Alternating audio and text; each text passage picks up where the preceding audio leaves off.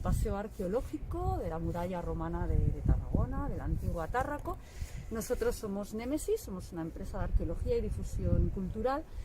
El motivo de la visita a este monumento patrimonio UNESCO es que nosotros llevamos trabajando en la muralla desde el año 2006, que hicimos la primera intervención, y lo que queremos hoy mostraros un poco son estas zonas en las que hemos trabajado y el motivo por el cual se han realizado estas intervenciones. Nos acompaña en esta visita una persona que es Mafe, ella es arqueóloga, es de Colombia y está con nosotros para hacernos preguntas. Cualquier cosa que a ella le parezca curioso o le parezca interesante preguntar, pues ella interrumpirá y preguntará.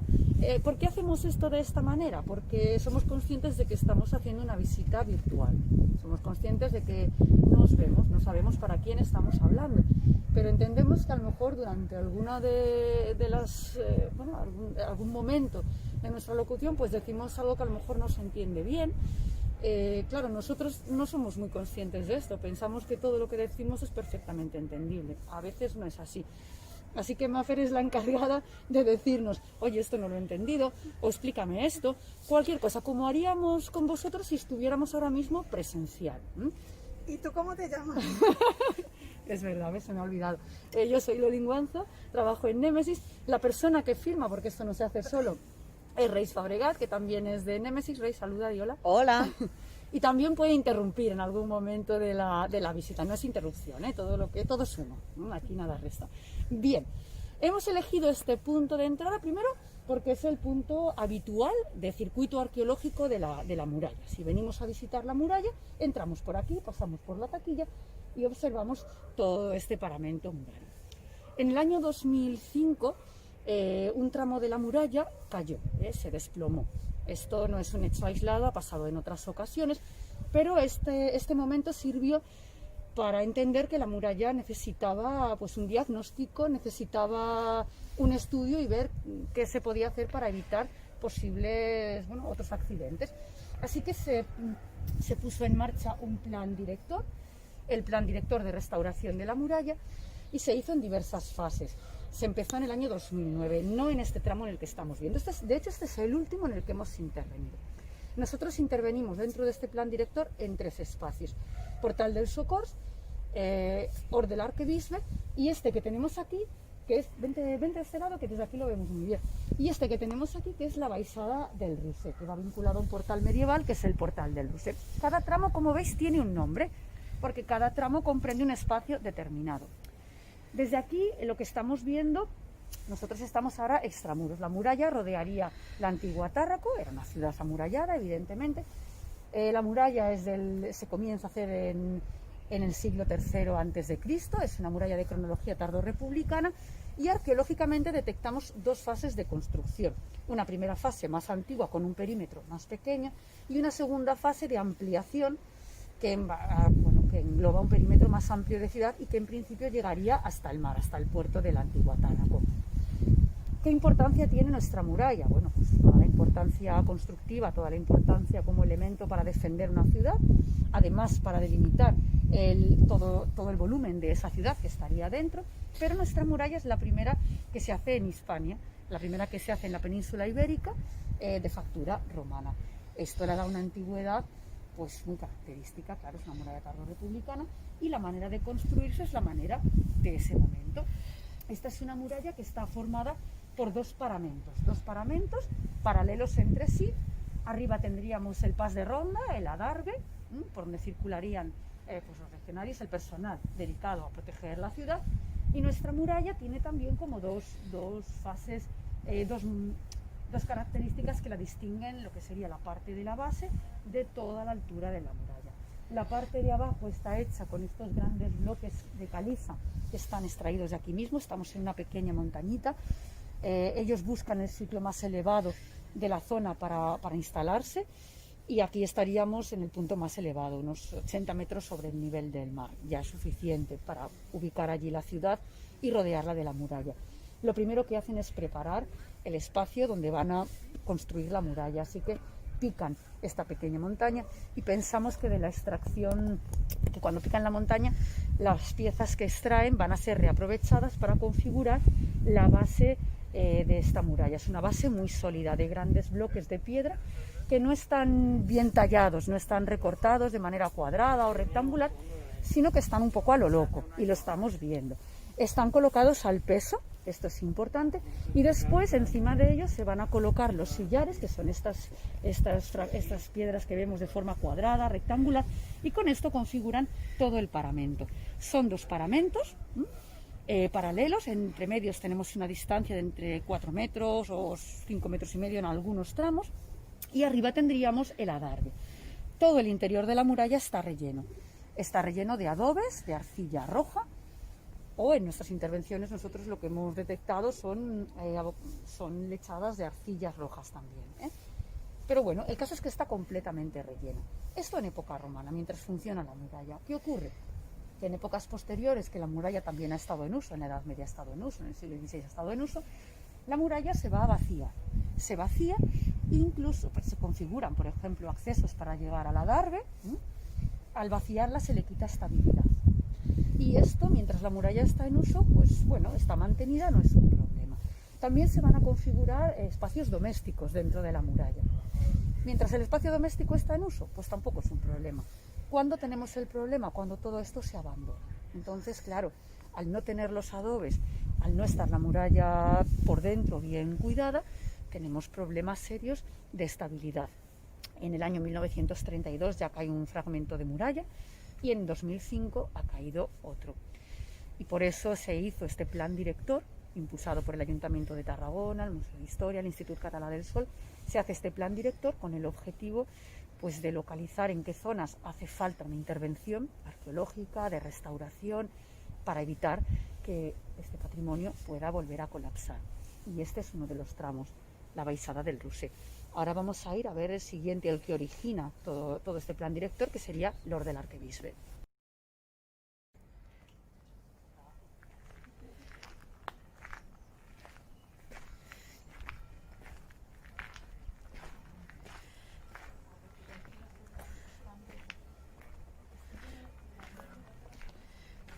Estamos en el tramo que conocemos como Hort de l'Arquebisbe, porque detrás tenemos el Palacio Arzobispal. Entonces, mira, si miras para acá, ves, aquí lo que tenéis delante es una torre que, bueno, la parte de arriba es medieval, es una reconstrucción medieval, pero la parte de abajo es romana. Es decir, en la muralla conservamos 3 torres, tres torres romanas, y esta sería la primera torre romana vinculada al espacio arzobispal. Y también veis esta estructura de hierro que tenemos aquí a la derecha, que está reforzando la muralla. Este es el tramo de muralla que cayó en 2005. No este paramento, sino el paralelo, el que daba al arzobispado. Y esto es lo que motivó pues, todas las intervenciones que han venido después. Y esta será la segunda intervención que hicimos. La primera fue la del Portal del Socors, la segunda es esta intervención y la última la de la Baixada del Roser. Y hemos parado aquí también por otra razón. Aquí estamos en un tramo de primera fase de muralla, es decir, el tramo que hemos visto antes era un tramo de la segunda fase y este es un tramo de primera fase. Aquí vemos los bloques megalíticos que tienen más altura y después vendrían los sillares. No se conserva toda la altura original de la muralla romana y arriba ya lo que tenemos son reparaciones posteriores, ¿no? Las reparaciones que están configurando además pues esta barandilla actual. Pero paramos aquí para ver algo muy divertido, que normalmente no enseñamos nunca durante las visitas y que actualmente está señalizado porque se ha configurado una señalítica de todos los elementos importantes de la muralla y está aquí marcado. Pero nos vamos a acercar. Bueno, Reis ahora está cogiendo toda la imagen, pero también como tenemos en medio esta planta, pues nos dificulta para verlo. Pero si nos vamos hacia aquí, podemos ver que se conserva una puerta de acceso a la ciudad de Tarbes. Nosotros en la muralla conservamos dos tipos de puertas, las pequeñas, las postérulae o poternas, más comúnmente conocidas, y después tenemos las puertas monumentales. De puertas monumentales solo conservamos una de cronología romana, que es el Portal del Socors. Hasta aquí la explicación tradicional. Pero realmente aquí tenemos una puerta de acceso al interior de la ciudad. Como veis, la puerta ha sido tapiada en una época posterior. Todo esto que vemos aquí es el relleno que le han puesto para tapiarla. Después también tenemos este otro elemento moderno que pues, nos rompe un poco la dicotomía de la puerta. Y aquí tenemos pues el relleno. Aquí tenemos los montantes de la puerta, todo el montante, y arriba este dintel de piedra caliza. Es decir, la forma de construir esta puerta es la misma que tenemos en el basamento ciclópeo. Esto no es una poterna, no es una puerta pequeña, sino que está considerada también una puerta monumental. Tradicionalmente decimos que la única puerta monumental que se conserva en la muralla de Tárraco es el Portal del Socors, hacia donde iremos ahora, que es la puerta romana que excavamos en 2009. Pero esta es otra puerta monumental, evidentemente de cronología anterior, porque funciona con la primera fase de la muralla. El Portal del Socors funciona con la segunda fase de muralla. Las dos son tardo-republicanas, pero esta se confecciona primero. ¿Y el tamaño? ¿Ese sería del doble? El tamaño yo creo que iría un poquito más para acá. Yo creo que se abriría un poquito hacia acá. Pero como no está excavada, pues la verdad es una hipótesis. Estaría muy interesante poder al menos, ¿no?, sacar el relleno y poder ver cómo se conserva, y qué tramo se conserva y cómo es, para poder caracterizarla pues arquitectónicamente y poder ponerla en valor. Porque del otro lado también se ve. No, del otro lado no se ve, pero es que la cota, o sea, nosotros ahora estamos caminando por el paseo arqueológico, estamos concretamente caminando por el espacio reservado a la parte ajardinada del paseo arqueológico. Y el nivel de uso que tenemos nosotros no es el nivel de uso que habría en época romana. Es decir, si nosotros levantáramos este suelo por el que estamos caminando, seguiríamos encontrándonos, claro, los bloques megalíticos y el montante de la puerta. Aún bajaría más. Claro, como no se ha hecho ninguna intervención arqueológica en este tramo, pues realmente no sabemos cuánto bajaría. A lo mejor baja medio metro, a lo mejor baja 1 metro. No lo sabemos. Sería interesante poder hacer un sondeo arqueológico aquí a pie de puerta y poder determinar pues qué altura tendría y hacia dónde entraría. Pero bueno, nos marcaría, también es interesante pensar, claro, el paseo arqueológico hoy en día viene en una dirección. Esa dirección no es la misma que habría en época romana para entrar por esta puerta. Es completamente diferente. Tenemos que entender también que cuando encontramos una puerta siempre va vinculada a un camino, a una vía. Y nosotros estamos aquí ahora mismo enfocados al oeste. Estaríamos enfocados al oeste. Normalmente los trazados viarios en una ciudad romana pues tienen pues esta dirección norte, sur, este y oeste, se cruzan, y las puertas de la muralla determinan también esos cruces, esas direcciones, esos puntos cardinales. Es interesante porque se está mirando al oeste.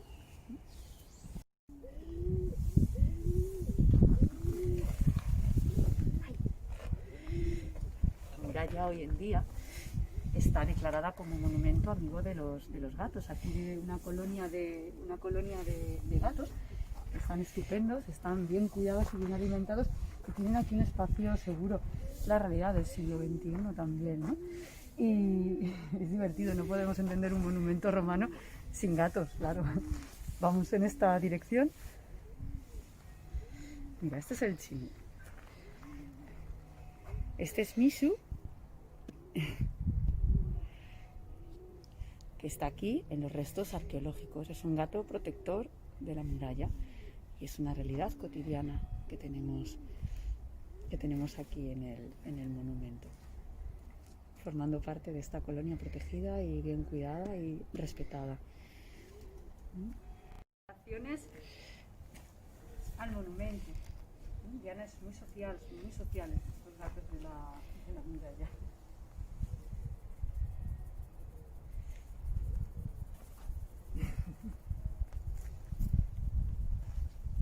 ¿Los abandonan aquí? Bueno, aquí hay una colonia protegida, entonces no es que los abandonen. Dentro del monumento no los abandona nadie, pero ya sabes que los gatos tienen un campo de movilidad bastante amplio, entonces muchos aparecen aquí. Aquí vive tradicionalmente una colonia y muchos aparecen. Es una realidad también el abandono, y aquí al menos tienen un espacio seguro, están muy cuidados, muy protegidos, sí, sí, sí. Estamos en el tramo de la Torre de Minerva, justo estamos delante de la tercera y última torre que se conserva en la muralla, que es la Torre de Minerva. Es el punto más elevado de la ciudad, estamos a 80 metros sobre el nivel del mar. Luego veremos por qué se llama Torre de Minerva. De momento lo que nos interesa es ver este tramo que tenemos aquí, este gran agujero que vemos aquí y que nos habla de un momento de caída. En el año 1932 colapsa este tramo de muralla. Detrás, no sé si veis arriba, ¿ves, Marcel? Arriba tenemos una verja, ¿no? Sí. Y no sé si distinguís también una pared, una roja, la otra es con un poco de color ocre. Bueno, esta pared forma parte del convento de las Oblatas. El convento de las Oblatas se ubica justo detrás, pero está reaprovechando este tramo de muralla y la torre. De hecho, ellas tienen salida directa a la torre. Y nos dejaron el espacio también para poder fotografiar la intervención arqueológica que hicimos en esta parte, luego bajaremos. Pero nos interesa verlo desde aquí porque aquí tenemos una muy buena panorámica. Ahora estamos subidas encima de un baluarte, porque toda la muralla, enfrente, tenemos una línea de baluarte, lo que llamamos falsa braga, que también forma parte del conjunto del paseo arqueológico. Lo que pasa es que como esta intervención es solamente para hablar de los restos arqueológicos romanos, pues no explicaremos precisamente los baluartes modernos, pero bueno, es interesante tenerlos presentes porque también están aquí, también forman parte del paseo arqueológico y también tienen muchísima importancia. Volvemos a nuestro tramo. Antes os comentaba al principio que la muralla romana, que estaba completamente rellena por estos adobes de arcilla y estaba perfectamente segura y era muy estable, pues fue vaciada en épocas posteriores, bien para crear escaleras para subir al paseo, para subir al adarve, o bien también se hicieron casas dentro de la muralla aprovechando los dos paramentos paralelos. Pero también es verdad que muchas veces no se construyó nada dentro, pero sí que se vació hasta cierto nivel y los rellenos que había dentro ya no son estos rellenos de adobes, sino que son otros rellenos de tierras, y estos rellenos de tierras ya no son tan buenos como los rellenos que ponen los romanos. Así que esto crea también un problema de estabilidad en los paramentos. Pero, a ver, los romanos, ¿para qué rellenan los romanos, este espacio? Claro, rellenan para darle más estabilidad al conjunto, para crear una estructura sólida. De hecho, esto es lo que llamaríamos una muralla de emplecton, una muralla que sigue una tecnología griega. Esto de emplecton quiere decir que es una muralla de cajas. ¿Esto qué quiere decir? Ellos hacen los dos paramentos, y entre cada X metros de paramentos ellos ponen unos tirantes que traban ambos paramentos, unos tirantes que son transversales. Aquí, en el tramo que falta, nosotros estamos viendo el paramento trasero, nos faltaría el de delante, que si nos lo vamos a imaginar, que remonta hasta arriba, crea una caja, porque aquí vemos este muro está reconstruido, pero esa sería la funcionalidad de un tirante, un muro transversal que lo que hace es trabar ambos paramentos. Claro, esto lo que configura son espacios de cajas. Estos espacios de cajas se rellenan. En este caso, en el caso de la muralla romana de Tárraco, se rellena de adobes de arcilla, bien cocidos, bien creados, que se superponen unos a otros y que rellenan estos espacios huecos. Rellena este espacio hasta arriba de todo, hasta la cota que ellos determinan. Esto lo que hace es dar muchísima estabilidad a la muralla. Además, las arcillas son impermeabilizantes, son muy elásticas.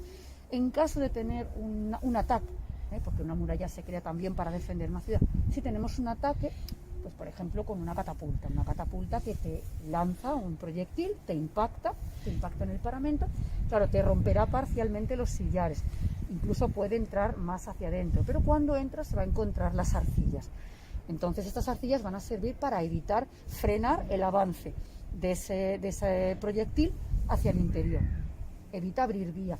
De todas formas, el proyectil que impacta genera unas fuerzas transversales. Estas fuerzas transversales van a ser frenadas también por las arcillas y también por esos tirantes, por esos muros riostas. Aquí tradicionalmente los llamamos tirantes, aunque el término correcto es riostra, pero estos tirantes lo que van a hacer es frenar el recorrido de estas fuerzas. De esa manera, claro que el proyectil impacta y causa un daño, pero lo que evitamos es una caída en efecto dominó de más paramento murario del necesario. Es decir, es una técnica estupenda. De hecho, la muralla, cuando ha caído, pues es más en épocas más recientes. En época romana realmente resultó muy efectiva. Este tipo de murallas de Emplecton no solo lo hacen los romanos, también lo están haciendo los íberos, también lo hacen los púnicos, lo hacen los griegos. Es decir, es una muralla que tiene mucho éxito porque, claro, es cómoda de realizar, claro, y es muy, muy efectiva a la hora de contener un ataque. Claro, aquí cuando cae este tramo de muralla, la caída viene provocada por el convento. El convento había creado una cisterna y evacuaba directamente al interior de la muralla. Claro, esto crea unas humedades. Esto en 1926 ya detectan estos problemas estructurales, pero no ponen freno. Y sigue pasando, hasta que en 1932 colapsa. Hay fotos de la época donde se ve este colapso. Entonces ves pues todos los sillares desperdigados causando una aluvión. No mató a nadie, esto es importante, no murió nadie. Y claro, se ven todas las tierras que hay arriba y todo esto pues colapsa y deja a la vista el paramento, los dos paramentos, y deja a la vista la torre. Entonces, esto es también el motivo por lo que hoy en día conocemos a la torre como Torre de Minerva. Y esto sí lo vamos a ver desde abajo. Vamos a dar la vuelta, vamos a salir aquí del fortín del Baluarte y vamos a ver abajo lo que deja a la vista esta caída de bloques. Vamos para allá. Ahora estamos a pie de torre.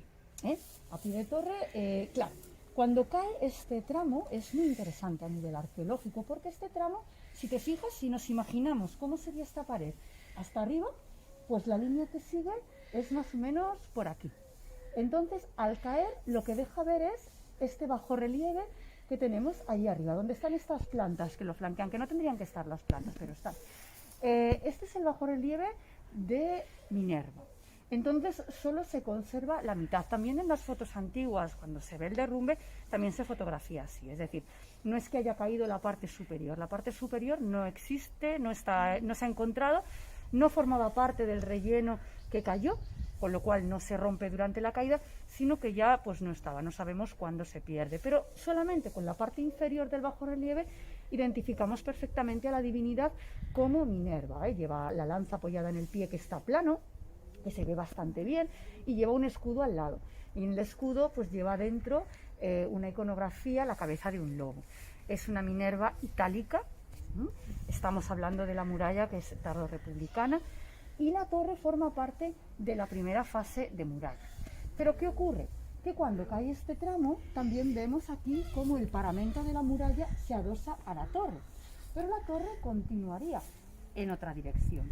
Esto quiere decir que lo que tenemos aquí es una ampliación de la muralla, es decir, aquí coexiste el proyecto arquitectónico que se planifica primero, que es la muralla de primera fase, de la que forma parte la torre, y sabemos que después hacen una ampliación de muralla con paños más rectilíneos y más largos, y esto es lo que configura la segunda fase. Y aquí lo que vemos es la creación de esta segunda fase, que se adosa a la torre, pero cuando se adosa a la torre tapa la iconografía de la diosa Minerva.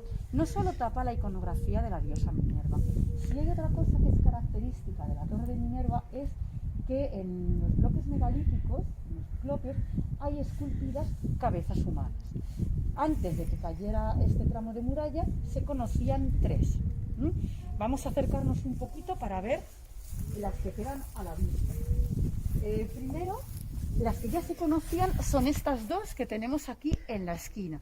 Son cabezas humanas, están muy erosionadas, pero son cabezas humanas que representan, los estudiosos de la torre nos dicen que representan a los íberos que vivían aquí cuando llegan los romanos. Es una manera de decirles también a los íberos que han venido para quedarse, representan sus cabezas cortadas.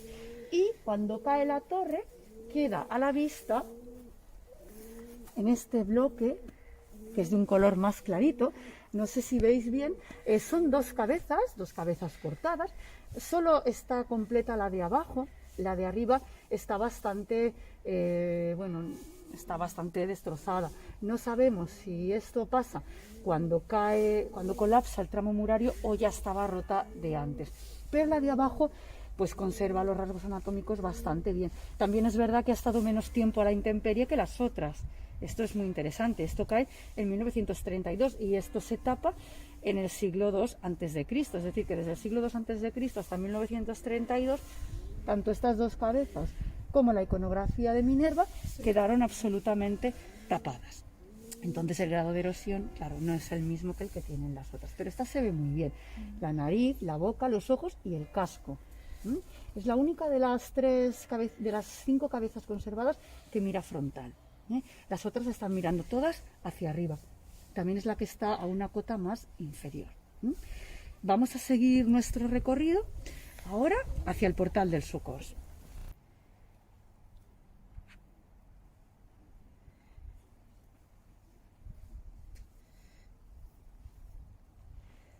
Este es el tramo del portal del Socors. Es el nombre que recibe este portal monumental de acceso al interior de la ciudad de Tárraco y que se conserva en este paño de muralla de la segunda fase. Todo este tramo es la zona de intervención que hicimos en el año 2009. Recordamos que la motivación de esta intervención es la activación de un plan director de conservación y consolidación de la muralla que se inicia en 2005. Pues hasta 2009 no se intervino en la muralla y la primera intervención fue precisamente esta. Aquí se levantó un sistema de andamiaje para llegar a lo que quedaba del adarve, del paseo de ronda que está arriba. El objetivo era intervenir, hacer una intervención muy completa de la zona. Primero, acceder a la parte de arriba a la que actualmente no se puede acceder de ninguna manera. Es decir, para acceder aquí arriba necesitamos un andamio, porque no existe hoy en día un acceso de abajo arriba ni de dentro del portal. Esto no lo teníamos.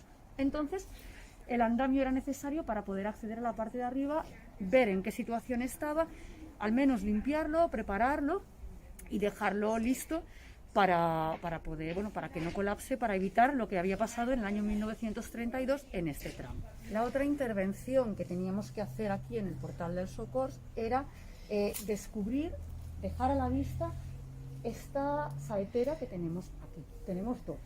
Esta siempre ha estado abierta y esta estaba cerrada. Así que el objetivo de la intervención también era liberarla, dejarla a la vista. Claro, la intervención dentro de este espacio, porque hoy en día vemos esta verja se puso después de la intervención y se cerró el portal.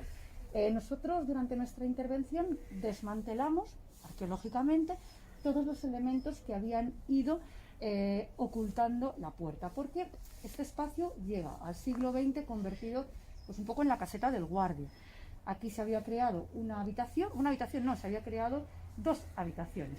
Aquí tendríamos la planta baja y ya veis la ventana. Esta ventana que hay aquí es una ventana que rompe el arco de medio punto romano y el arco de descarga romano. Esta ventana nos está indicando dónde está la parte arqueológica romana, porque en un momento posterior se rebaja la altura del arco romano y lo que vemos es este otro arco que nos habla de una puerta de dimensiones menores y que está directamente relacionada, tanto esta puerta como esta ventana, con las 2 plantas que había en el interior.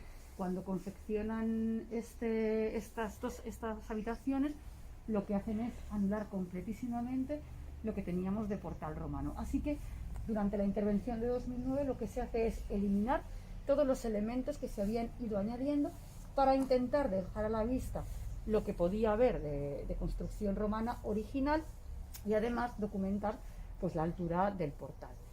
Cuando hicimos la intervención fuimos eliminando elementos de manera cronológica y lo que sí descubrimos es que no quedaba la altura original, es decir, la bóveda que cubría el espacio no se conservó. En su lugar tenemos una bóveda de otra cronología. Así que el espacio original romano fue bastante modificado. La aspillera, si te fijas, las 2 están construidas sobre el mismo plano, es decir, forman parte de un mismo momento constructivo, están planificadas a la vez. Esta funciona con la amplitud del portal. Esta funciona con una cámara que hay en este lado. Nosotros no accedimos al interior de la cámara, pero sí pudimos asomarnos un poco porque teníamos los elementos para poder asomarnos y es un espacio completamente vaciado y rehecho, pero ya no es romano. Es decir, esta cámara es una construcción posterior. Al otro lado también tenemos un espacio vaciado. Y este espacio vaciado aloja unas escaleras. Bueno, aloja el negativo de unas escaleras que hubo en su día para subir a la Darbe. Actualmente esas escaleras no existen. No, porque los romanos acceden a la parte superior de la muralla por rampas que tienen colocadas intramuros.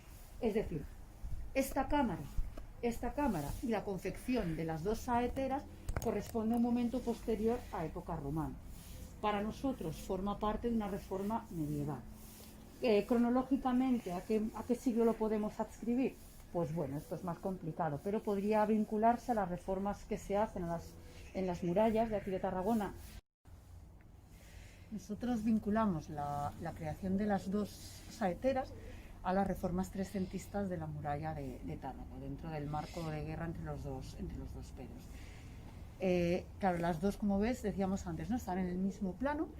Esta es más estrecha, la de la derecha es más estrecha, y siempre se había visto, y la que nosotros hemos dejado al descubierto es esta, que como ves se ensancha un poco en la base. Es interesante ver que cuando han hecho las saeteras no formaban parte del lienzo de muralla, es decir, no forman parte de ese programa constructivo, porque cuando las han confeccionado han cortado los sillares romanos por donde han querido. Esto es importante, es decir, si la saetera se hubiera hecho en época romana, el sillar romano estaría bien cortado, bien configurado para crear estas saeteras. Como se ha hecho posterior, pues han cortado por donde han querido. Además, en el caso de la que nosotros abrimos, una cosa es cómo la vemos desde aquí, desde donde estamos nosotras, y otra es cuando lo ves desde dentro. Cuando nosotros sacamos todo el relleno, detectamos, por una parte, la primera configuración de esta saetera, una saetera muy longitudinal, muy alargada, ¿vale? Y después vemos una ampliación, que es esta apertura que tiene hacia la derecha, ¿no? Que la hace así un poco como con forma de berenjena, prácticamente. Pero bueno, es así como un poco fea. Y entonces terminan de recortar ese sillar, es decir, está siempre mal cortado. Las dos saeteras van vinculadas a la confección de una planta dentro del portal. Es decir, se han creado dos plantas en el portal y la planta de arriba funciona con la utilización de las saeteras, ¿vale? Después se han hecho más reformas en el portal y se rebaja un poco y es cuando se confecciona la ventana. Es decir, que en un momento, al menos cuando hacen las saeteras, configuran dos plantas dentro del portal. Después también se anularán las saeteras, se aprovecha esa segunda planta, pero se rebaja un poquito y se crea esta ventana que tenemos ahí. Esto es muy interesante a nivel arquitectónico, a nivel arqueológico, para datar los diferentes momentos que ha visto el Portal del Socors y que desde luego lo anulan también como espacio de acceso a la ciudad romana, porque también aquí en esta puerta tendríamos una vía que entraría al interior de la ciudad. Así que otra de las intervenciones que se propuso en esta actuación fue hacer un sondeo en el interior del portal para ver qué elementos encontrábamos, pero evidentemente orientados a encontrar, a ver si había algún resto de la vía que entraba aquí a Tárraco. Nosotros documentamos el nivel de roca natural, el nivel geológico, muy alisado, pero también encontramos un recorte antrópico. Claro, un recorte antrópico pues nos descolocó un poco, pero como solo fue un sondeo de metro por metro, es decir, era muy pequeño, tampoco es que podamos decir mucha más cosa de este recorte antrópico. Tenemos dos teorías. Una, que fuera en realidad un frente de cantera, que funcionara con la primera fase de muralla, podría ser, o que también fuera un elemento de defensa fuera de la línea de muralla, pero también vinculado a la primera fase. Cuando hacen la segunda fase, todo esto quedaría tapado porque tendríamos una nueva vía de acceso al interior de la ciudad, es decir, las obras posteriores anularían las obras anteriores. ¿Por qué pensamos que podría ser un frente de cantera? Y aquí es muy interesante que miremos los montantes de la puerta y lo que es el basamento ciclópeo de la puerta. Tenemos el basamento ciclópeo, lo hemos visto durante todo el recorrido, lo vamos a ver siempre en el recorrido de la muralla romana de Tárraco, pero nos interesa ver el que está en este lado. Mira, vamos a acercarnos un poco, porque es esta pieza que tenemos.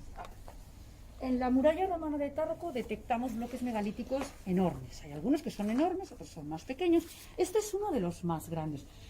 Claro, hasta que no hicimos la intervención en la muralla, pues de este bloque solamente se veía esta parte, porque además hay otra estructura vinculada a los fortines que se le adosa y ya tapa también parte de su fisonomía. Pero cuando hicimos el desmontaje en el interior del portal del Socors, este bloque lo reseguimos hasta el final. En todo el interior del portal documentamos este bloque. Esto que decimos ahora lo decimos con muchas reservas, porque claro, el sondeo lo hicimos en este tramo, no nos dejaron hacerlo donde nosotros quisimos, nos lo marcaron, nos dijeron hay que hacerlo aquí, pues se hace aquí, no hay ningún problema, por eso vimos el recorte, si no, no lo hubiéramos visto seguramente, pero si intentáramos relacionar a lo mejor este gran bloque con el recorte que tenemos aquí y con el plano regularizado, pues a lo mejor estaríamos viendo una zona de cantera, o no lo sabemos. El día que se abra todo en extensión, pues a lo mejor podemos aportar más datos. De momento es una hipótesis. La arqueología es una ciencia que a veces no es exacta, entonces va cambiando, claro, y hay que adaptarse al cambio. Esto es muy importante. Es muy importante lo de adaptarse al cambio porque cuando nosotros excavamos en la parte superior, en el adarve, nosotros hicimos un sondeo. Y en ese sondeo encontramos un tirante. Esto está muy bien.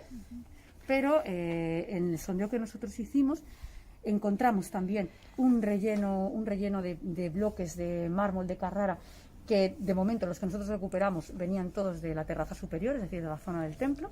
Son unos bloques que están cortados de una manera muy, muy pequeña porque están pensados para rellenar la parte superior de la muralla, y el material cerámico que encontramos nos da una datación del siglo V después de Cristo, que está vinculado a un momento de bajo imperio, un momento de crisis, un momento de guerras.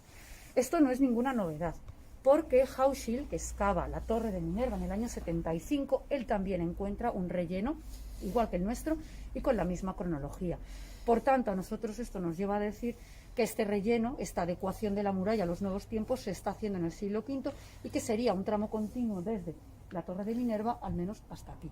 Claro, no sabemos qué pasa en la parte del centro porque colapsa en el 32 y no sabemos, no estaría in situ tampoco, pero entre la torre de Minerva y nuestro lado detectamos un mismo relleno creado para reforzar la muralla, al menos en el siglo V. Y no es ninguna barbaridad lo que estamos diciendo porque a Hauschild también le sale en la torre de Minerva. Pero cuando levantamos el relleno en nuestro sondeo, nosotros nos encontramos pues unos niveles muy compactados de arcillas rojas. Hay que decir que nosotros estamos excavando en este sondeo en una parte muy alta de la muralla. Estamos excavando en cotas superiores. Hasta ahora se habían encontrado estos rellenos de arcillas, pero con forma de adobes, y siempre se han encontrado en cotas muy bajas de la muralla. Entonces la idea que hay es que toda la muralla va rellena con estos adobes que están superpuestos, que están bien cocidos y que llegarían hasta la parte de arriba. Y esto es verdad. Pero en nuestra intervención, y también nos ha pasado en el Hort de l'Arquebisbe, y también nos ha pasado en la Baixada del Roser, nosotros hemos detectado en cotas altas de la muralla arcillas, pero compactadas, es decir, que no están con forma de adobe. Hubo quien nos dijo, a ver si van a estar erosionadas y han perdido tal. Bueno, pues a ver si no van a estar erosionadas y simplemente es un relleno, que no pasa nada. Por esto decía lo de la adaptación al cambio. Es que las cosas, los arqueólogos, claro, encontramos y tenemos que interpretar lo que encontramos. Y no podemos dejarnos llevar por lo que nos gustaría encontrar. Esto es muy, muy importante. Otro detalle que tenemos que ver aquí, vamos a girar un poquito y vamos a ver si podemos coger aquí arriba del todo, en estos sillares que vemos arriba, hay uno que me interesa especialmente, que nos marca el rehecho de la muralla, una parte de reforma de la muralla. Vale, este de aquí, muy bien. Estáis viendo un sillar que forma parte de una reparación de la muralla que tiene un relieve de un arquito, ¿no? ¿Veis la forma del arco? Y debajo hay otro sillar que tiene unas marcas de cántero. Esto forma parte de una zona que han arreglado en la muralla. El roto que han arreglado tiene forma de cuña. Luego vamos a encontrar otro. Este sillar con este bajo relieve de arco lo estamos encontrando también dentro del portal del Socors en otro paramento que ha sido reparado. Es decir, el paramento que tenemos nosotros delante es mayoritariamente romano con una refacción de una época posterior. Y dentro del portal, la zona que no podemos ver porque no hemos conseguido acceder al interior, La pared que se conserva es una refacción, y en esa refacción también nos encontramos este sillar con este arquito. Este arco, este tipo de sillares solo lo hemos encontrado en el Portal del Socors, y ahora vamos a salir fuera del paseo arqueológico y os vamos a enseñar la otra zona en la que lo hemos encontrado. Sería ideal haber encontrado la datación de este sillar, porque nos dataría esa reforma, pero por desgracia todavía hoy no lo hemos encontrado, aunque tenemos esperanza en encontrarlo. Hemos salido del tramo del paseo arqueológico y lo que estáis viendo delante es el baluarte de Sant Magí, que se adosa al tramo de muralla de segunda fase. Ese tramo de muralla es el que se corresponde con nuestra excavación, ¿vale? Cuando hacen el baluarte, evidentemente, si no estaba ya anulado desde antes la función del Portal del Socors como acceso a la ciudad, ya se anula. Pensamos que se anula bastante antes, pero el baluarte lo que hace es definir todavía más esta anulación. Y os habíamos dicho que queríamos ver en este tramo de muralla otro sillar en el que se conserva este bajorrelieve en forma de arco. Y estamos viéndolo justo ahora. Fijaros que va vinculado a una reparación en la muralla romana. Y si os fijáis en el tramo que se ha perdido, en el tramo que está rehecho, tiene forma de cuña. Entonces ahí tenemos en esta zona de la muralla varias refacciones en forma de cuña. Esto podría estar vinculado a algún ataque, a lo mejor con cañones, pero no lo sabemos. El caso es que únicamente dentro del Portal del Socors y fuera del Portal del Socors y en este tramo de muralla vemos que la reparación se ha hecho utilizando estos sillares con esta iconografía de este arco. Esto es muy interesante porque podría estar diciéndonos que la reparación se ha hecho pues muy cercana en el tiempo y utilizando pues materiales que vienen del mismo sitio y que se han recolocado en estos tramos de murallas, vinculados siempre a estas fracturas en forma de cuña. En el Portal del Socors también la reparación tiene forma, también el roto tiene forma de cuña. Lo que pasa es que cuando estábamos delante, como estábamos muy cerca, no lo veíamos muy bien. Así que aquí se ve bastante perfecto. Vamos a seguir ahora nuestra ruta para ver otras intervenciones que hemos hecho en la muralla romana de Tarragona.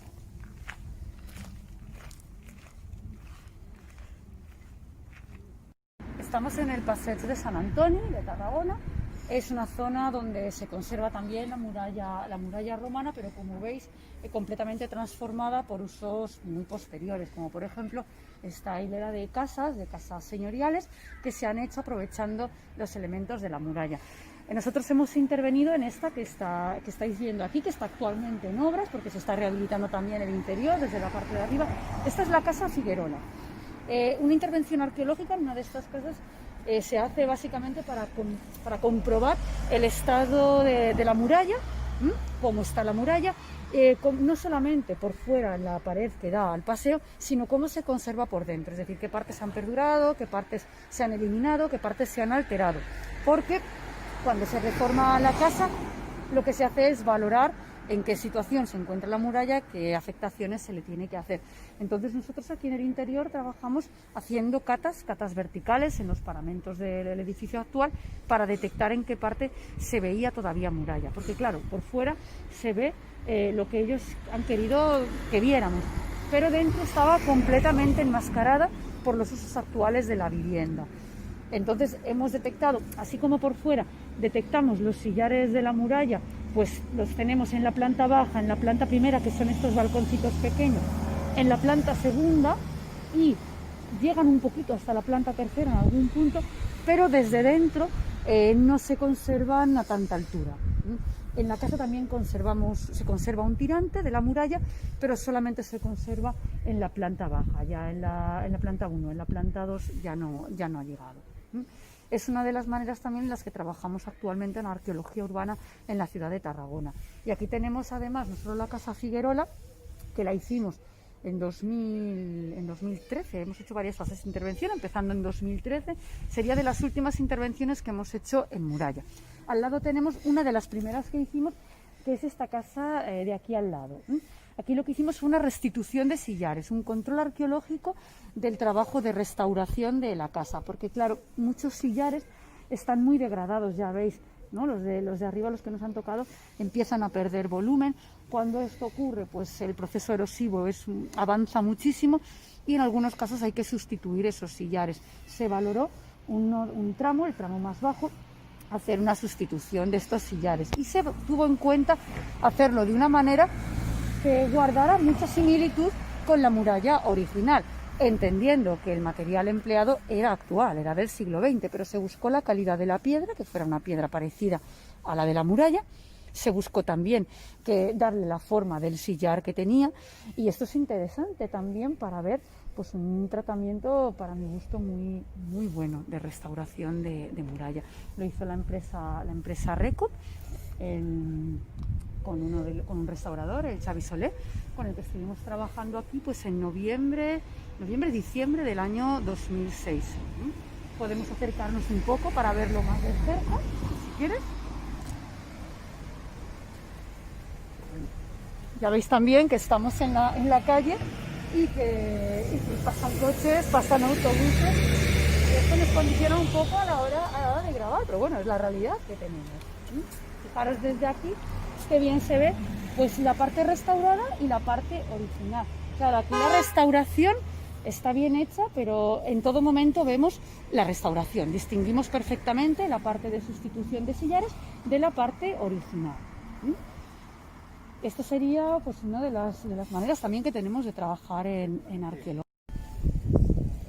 Y como despedida final a este recorrido por la muralla romana de Tárraco, hemos elegido un punto en altura, hemos elegido la terraza del Hotel Imperial Tárraco, que hoy en día nos permite una panorámica de parte de la muralla romana. Este tramo que estáis viendo es el tramo que se conserva de muralla, vinculado a la torre de los Montes, con la muralla trecentista de Pérez Ceremonial.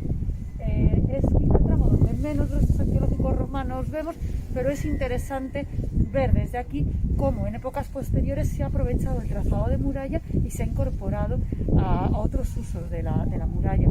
Aunque tiene un inicio en época tardorrepublicana, está en uso hasta comienzos del siglo XX y cada época ha dejado una impronta arquitectónica.